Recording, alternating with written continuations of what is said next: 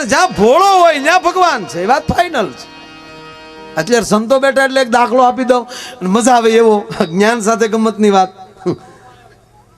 એક બાપુ, એક આપણે સંતો આપણે આવે ને ટેલ કરવા, જે સંપ્રદાય કે જે કાંઈ પરિવારના સાધુ હોય એ વર્ષે એકવાર એ પરિવારમાં આવતા હોય.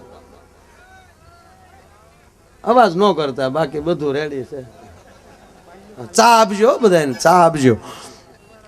અને મારો વારો આવે ત્યારે ચા આવે, જો છે મારી કટડાય તો જો. અને આગળ મારો વારો પૂરો થાય તો ચા એ વહી જાય, કાંઈ વાંધો નહીં, એ ભલે ને વહી જાય. પણ વાત એ કરતો હતો કે બાપુ આવેલા ફરતા ફરતા એક ભાઈના ઘરે, અને ક્યાં હે બચ્ચા, ક્યાં ચલ રહા હે? બાપુ બધું રેડી હો, તમે જો ફાળો ન માગો બધું રેડી છે બાપુ.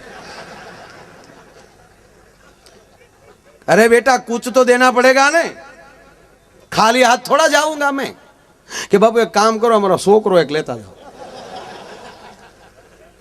અને છોકરો ભાઈ આમ જો આય અઢી રોટલા ખાય,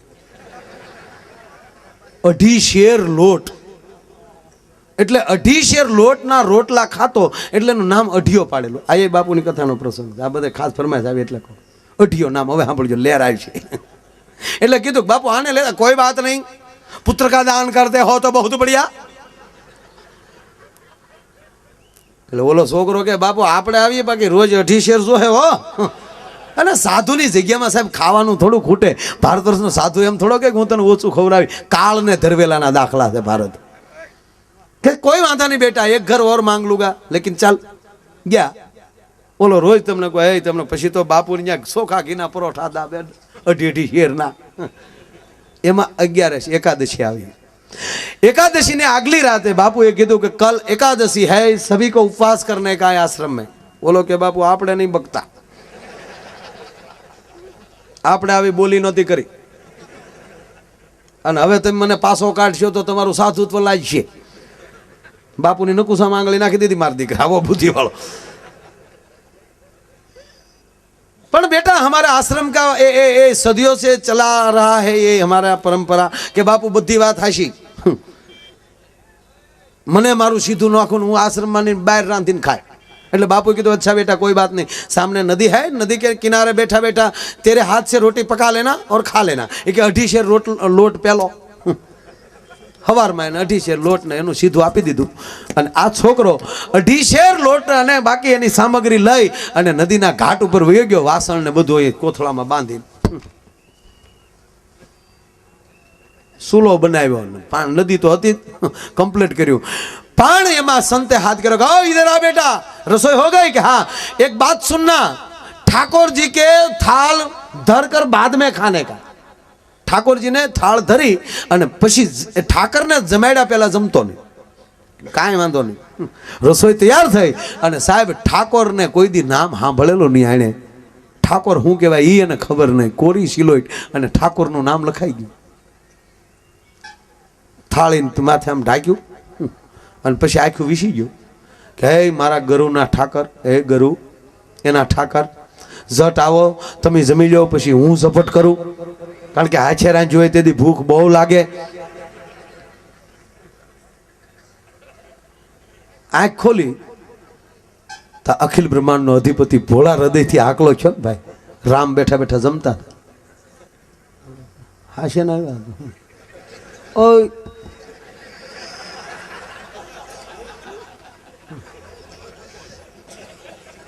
તમને કહે ભાઈ કોણ? ગરુનો ઠાકર મોઢું નથી. ભગવાન ઈશારો કર્યો, જમતા જમતા બોલતો નથી. ભગવાનને ખબર હતી કે આને વાતચીત ન કરે, ઝપટ કરી લેવાય. અને પહેલી વાર સાહેબ એક પવિત્ર માણસ, બુદ્ધિ વગરનો માણસ, સરળ માણસ, હાવ ભાવનો માણસ હાથે રસોઈ બનાવતો હોય. મારો રામ સબરીના બોર પછી પહેલી વહેલી થાળી મરી હોય તો આ માણસની થાળી હતી. રામ ઝપટ કરી ગયા, 2.5 શેર લોટ ઉલાળી ગયા, ઠામડાને ઘા કરીને ભાગ્યા. કાલે બોલો કે આ ઠાકર છે કે વાત, હું બધું ઉલાળી ગયો બધું. વાહ ગરુના ઠાકર વાહ.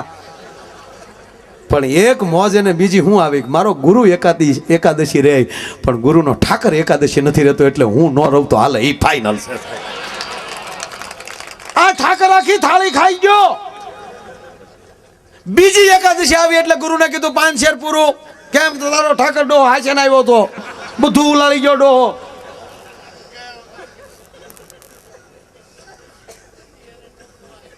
પાંચ શેર આપ્યું. 2 જણાની રસોઈ થાય એટલું તૈયાર કરી બીજી એકાદશી અને આમ બરોબર થાળી ઢાંકીને કીધું કે હે મારા ગુરુના ઠાકર હંવિયાવો તૈયાર કરી નાખ્યું બેયનું. ભગવાન રામ નીકળ્યા માં જાનકીએ કીધું કે ઓલે ખરે ઓલી એકાદશી ક્યાં એકલા એકલા જમી આવ્યા તો કે હાલો બેયનું તૈયાર છે.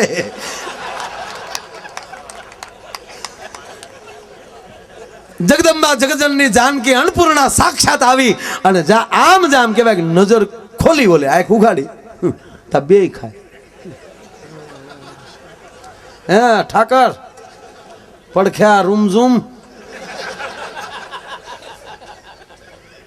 તે ભગવાને કીધું પરણેલા શું એમ મારા ગુરુ ખોટા પણ ના પાડે યાર તેનો ઠાકર પરણેલો છે યાર. એટલે એને કીધું કે આમ ભલે તમારા ઈ રહ્યા પણ ખાવામાં બે હરખ્યા. ખાઓ ખાઓ પેટ ભરા ખાઓ ખાઓ એકલા એકલા બે હરખ્યા તો પૂરું થઈ ગયું. આદે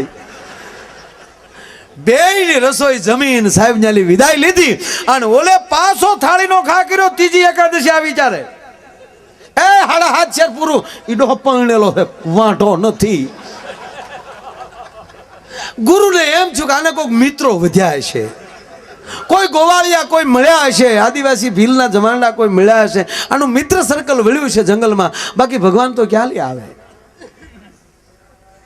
3.5 શેર 3 જણાની રસોઈ તૈયાર કરી અને પાછી આખું વિશીને કીધું કે હે મારા ગુરુના ઠાકર તમારા ઈ રસોઈ તૈયાર છે જમવા પધારો. ભગવાન રાઘવેન્દ્ર સરકાર જગદંબા જગજનની જાનકી બે જ્યાં નીકળ્યા એટલે લક્ષ્મણે કીધું કે વનમાં હું હારે હતો. ઓલી એકાદશી બે માણા હપીને ખાઈ આવ્યા તો અમને વાંધો હું છે ત્યાં કે લક્ષ્મણ જો પહેલી વાત ઓલો બટક બોલો છે ગમે એમ બોલે ને તને રીહ બહુ ચડે અને મારો મારો પ્રિય પાત્ર હોય તો જ હું મને ખબર છે પ્રભુ એવું હોય ન્યા જ તમે જાતો કે બધું મૂંગું રહેવાનું બોલવાનું નહીં. હું નથી બોલતો. પૂછ તારી માન પૂછ કે નહીં બોલું તો હાલ. 7.5 શેર 3 જણાની રસોઈ તૈયાર અને આને જ આંખ ખોલી તો રામ લક્ષ્મણ ને જાનકી ઓલો આ હારે આવ્યા ઈ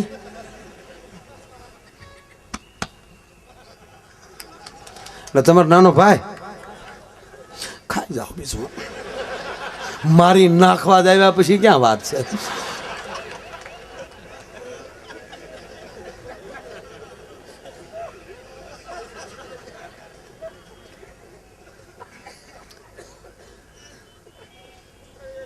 ઓલે પાછા આવીને બીજી જયારે ચોથી એકાદશી આવી ત્યારે કીધું 10 શેર પૂરું.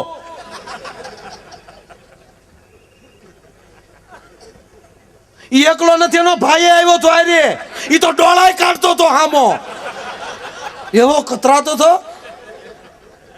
પણ તમારા ઠાકરનો ભાઈ હતો એટલે હું ત્યાં સુધી હજી આ માણસને કોરી સિલોટ છે સાહેબ. આ કોણ આવે છે એ ખબર નથી.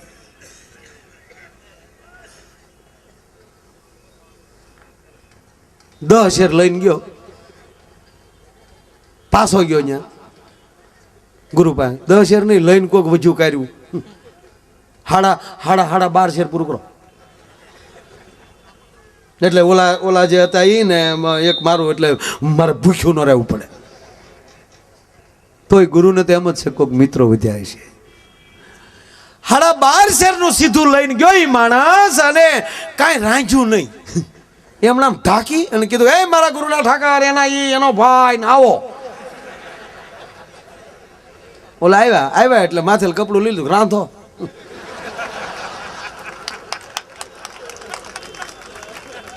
પણ આ વખતે એવું થયેલું ભાઈ રામ લક્ષ્મણ જાનકી ત્રણેય આવતા હતા ત્યારે હનુમાને કીધું કે પ્રભુ સેવકનો હું વાગતા કે તો તું આલ પણ ઘડીક ખમીને આવી જાય. તો આમ લે હનુમાન આવતા હતા કે આ એમ હજી કોઈ વાહે ખરા. હનુમાનજી આવ્યા હતા કે સુલો ઘેર લક્ષ્મણ કે ડોળા કાઢમાં બળતણ ભેગા કરે ભાઈ. અને માં રાંધે તો હારા આવીશો ને, રાંધો.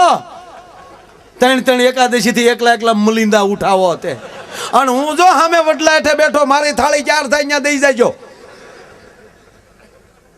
એમ કરીને વડલા હેઠે વયો ગયો. પણ વિચાર તો કરો, માં જગદંબા પોતે રાંધવા બેઠી છે, હનુમાન ફૂકું મારીને સૂલો પેટાવતો હશે, અને મારો લક્ષ્મણ મહારાજ એમ કહેવાય કે ઈંધણા નાખતો હશે, અને ભગવાન રામ બેઠો જોતો હશે, અને ઓલો બેઠો સામે જા જોવે. રસોઈ તૈયાર થઈ સાહેબ, એટલું નહીં પણ જગદંબા જાનકીનો હાથ રસોઈને અડ્યો, વડરાઈમાં સુગંધ ફેલાણી. બોલો વાસ લેતો કે હાથ હારો કારે રંધાયું. એ ઉતાવળ રાખજો. હાય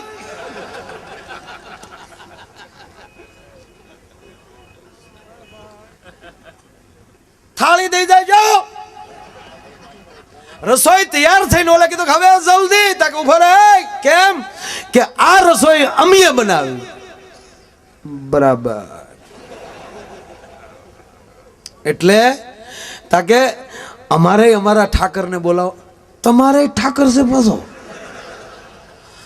એ વાંધો નહીં, તો અમે અહીંયા વડલા હેઠે બેઠા હવે પાંદડા ખાવું, બીજું શું કરવું અમારે. અને સાહેબ હવે જોજો, ભગવાન રામનો ઠાકર એટલે ભગવાન આશુતોષ મહાદેવમ ત્રંબકમ યજામહે સુગંધિમ પુષ્ટિવર્ધનમ ઉર્વારુક્મિમ બંધના મૃત્યુ મોક્ષમામૃતમ. હર હર મહાદેવ હર હર મહાદેવ હર. યાતે રુદ્ર શિવાતનુર ગૌરા પાપકાશિની તયાનસ્તનવા સંતમયાગિરી સંતાભિષાક સિંહ.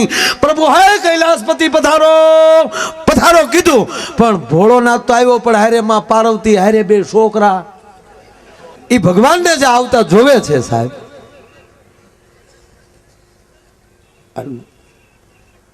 બધા જમી લીધા, અને ત્યારે માં જાનકી એમ કહેવાય પોતે હાથમાં થાળી લઈને ગયા, અને ઓલો જે અઢિયો બેઠો થયો એને કીધું કે નથી ખાવું આમાં. એટલે હું ખાયા એટલે કોળિયો લઈને ગયેલા. ત્યારે માં એમ કહે છે માથે હાથ મૂકીને કે બેટા એકવાર તો મોઢું ખોલ.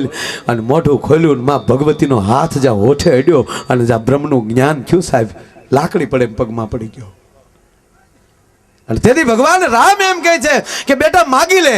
કે બાપુ શું માગું તમારી પાસે, પણ એક વાત રાખો. શું કે મારો ગુરુજી સાચું નથી માનતો, મારા ગુરુને લઈને આવું ત્યાં સુધી હટો તો તમને રામ દુહાય છે. એકવાર મારા ગુરુ દર્શન કરી લે. અને સાહેબ છોકરા હડી કાઢી અને એમ કહેવાય કે ગુરુને કીધું કે અત્યાર સુધી તમે મને ખોટો માનો છો, એકવાર દર્શન કરી લ્યો, નહીં તેરા મોકો નહીં મળે. સાહેબ શિષ્યએ હાથ પકડ્યો, ગુરુને ડોટ મૂકીને લાવે છે. અને ગુરુએ જે આમ નજર ફેરવી તો રામ લક્ષ્મણ જાનકી હનુમાનજી ભગવાન આશુતોષ મહાદેવ ભોળિયોનાથ માં પાર્વતી કાર્તિકેય ગણપતિને જ્યાં જોયા સાહેબ, પરમાત્માને નો પગે લાગ્યા, ગુરુ શિષ્યના પગ પકડ્યા કે ગાંડા તું તો મારો ગુરુ નીકળ્યો, આ તું ન હોત તો મને આનો સાક્ષાત્કાર કોઈ ન કરાવત. એમ જ્યાં ભોળો હશે ન્યા ભગવાન હશે, અને એ ભોળપણ એ પરમાત્માની કૃપા હોય તો જ આપણે આવું મોજ કરી શકીએ. જે કાને